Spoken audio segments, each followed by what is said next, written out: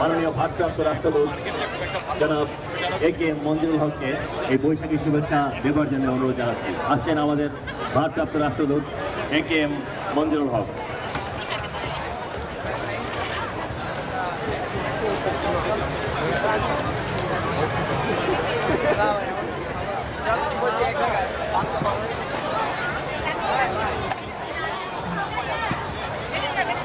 বৈশাখী মেলা উপলক্ষে আয়োজিত আজকের অনুষ্ঠানে সম্মানিত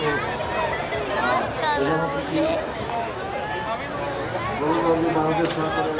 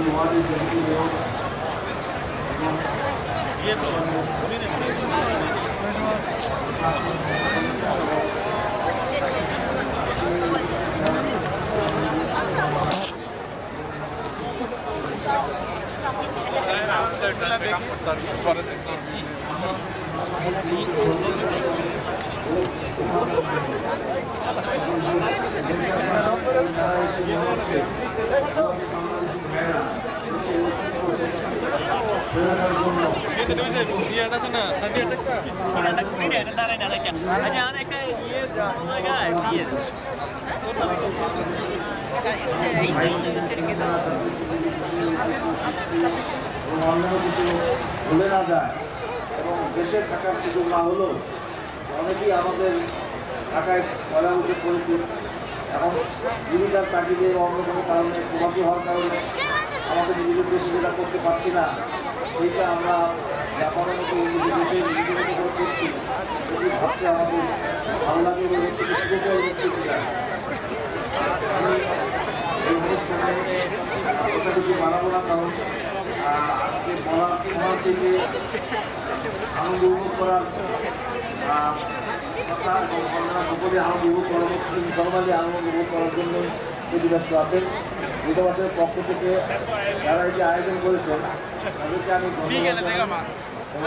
আরও একটু ভালো উদ্দেশ্যের মাধ্যমে শুধু নিজেরাই আনন্দ নয়, নিজেদেরই জেনারেশনের কাছে পৌঁছে দেওয়া নয়, এর মাধ্যমে বাংলাদেশের সুযোগ হয়, সুযোগ হচ্ছে যে জাপানিদের কাছে আমাদের দেশের ঐতিহ্যের দৃষ্টি তুলে ধরা।